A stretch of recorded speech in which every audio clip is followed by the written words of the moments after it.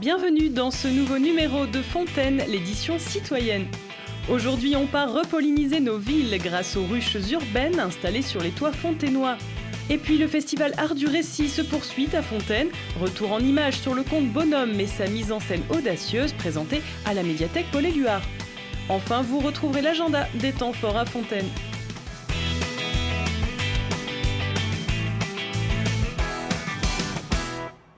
Depuis le début du printemps, des ruches élisent domicile sur les toits fontainois. La municipalité engagée dans la sauvegarde des pollinisateurs en milieu urbain accueille ces petites locataires discrètes et travailleuses. Christophe, apiculteur amateur invité à investir le toit de la source, inspecte ces toutes jeunes colonies. Donc, j'ai commencé il y a 6 ans en tant qu'apiculteur débutant. Grâce au syndicat, j'ai pu me former, avoir un peu plus d'expérience dans le domaine de l'apiculture. Et donc suite à l'initiative de la mairie de Fontaine qui proposait l'installation de ruchers, je me suis proposé avec un autre apiculteur pour venir mettre mes ruches sur l'emplacement de la source.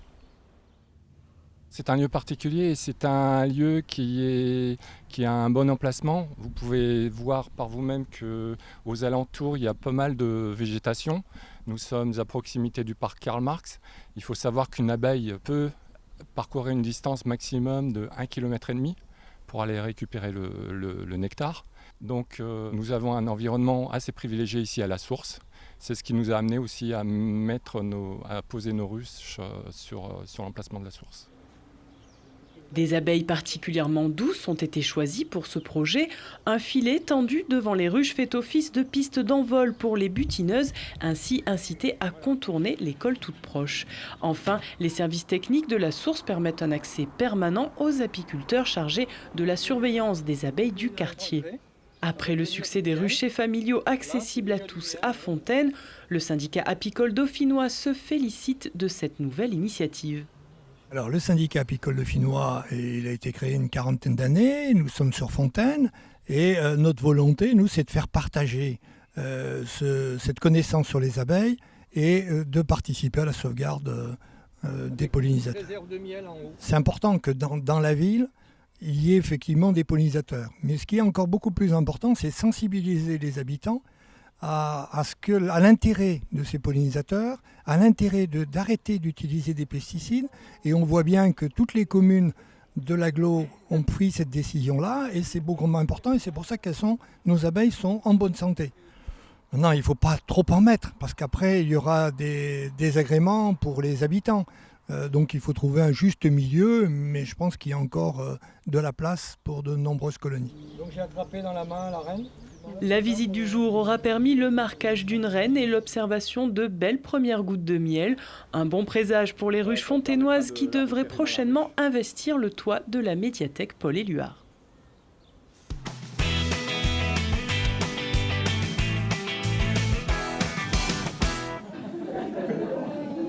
C'est mon spectacle.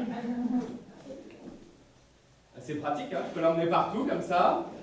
C'est un petit peu lourd, 23 kilos. Ça va. Tu pèses combien toi? Qu'est-ce que tu sais? C'est vrai que c'est facile. Le Festival des Arts du Récit, c'est un festival de contes qui va proposer des spectacles un petit peu partout sur l'agglomération. Un festival qui a 30 ans, voire 31 ans même. Et à la ville de Fontaine, on est partenaire de ce festival, je pense, depuis le début. Ça, il faudra poser la question aux plus anciens. En tout cas, à la médiathèque, on est ravis de pouvoir participer à ce partenariat. Un partenariat scellé de longue date avec la MJC Nelson Mandela. Pourquoi nous sommes ravis d'accueillir un spectacle de contes à la médiathèque? Parce qu'à la médiathèque, on a pour habitude d'y trouver des livres. Dans certains de ces livres, il y a des contes, il y a aussi des légendes, mais les contes, ils ne sont pas très à l'aise dans les livres. Finalement, les contes, pour valoriser ce genre littéraire, le mieux, c'est quand même l'oralité.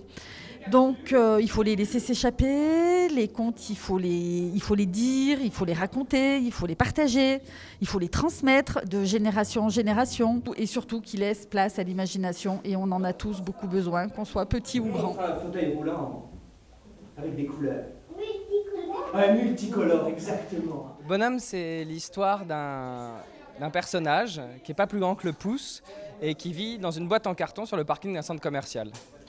Ça pourrait paraître un peu difficile comme vie, mais en fait, ça lui convient parfaitement.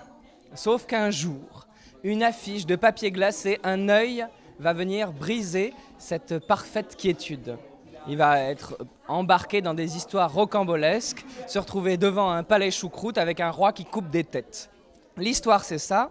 Après, c'est aussi un conteur, moi, qui raconte l'histoire, et avec une scénographie.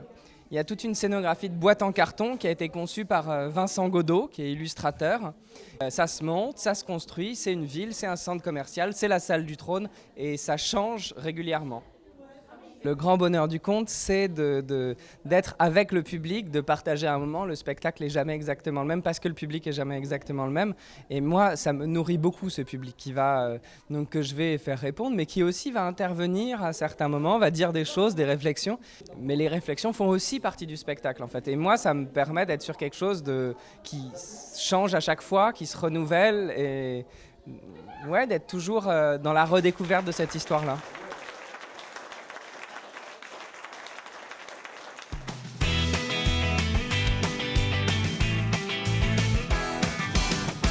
Mardi 22 mai, Salette Montvigne, l'Association nationale des anciens combattants de la Résistance, propose ses Rendez-vous de la Résistance, une exposition ainsi qu'un documentaire intitulé Provence 15 août 1944, l'autre débarquement, permettront un temps d'échange autour de la mémoire en présence de l'historien Jean-Marie Guillon.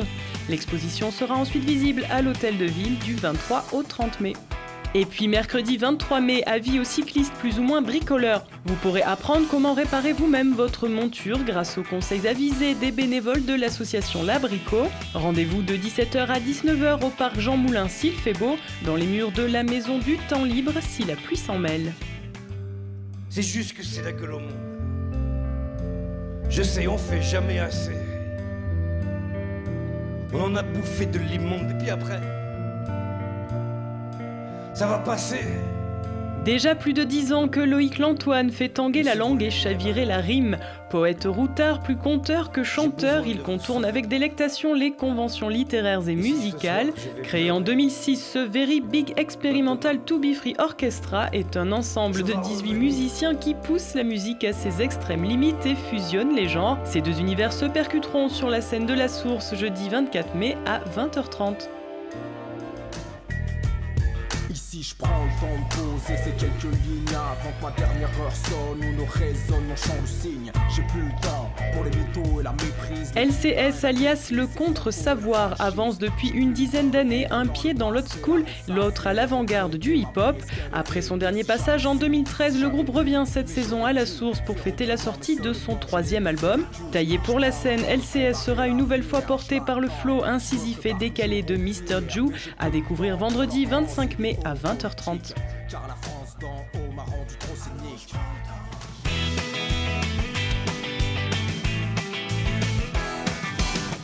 Et on se quitte avec la photo de la semaine. Le 28 avril, le collège Gérard Philippe célébrait son 20e anniversaire. Des visites de l'établissement ont permis aux familles de découvrir les différentes sections et activités. Une rencontre achevée par un concert des ateliers de percussion Doom Tac. À la semaine prochaine.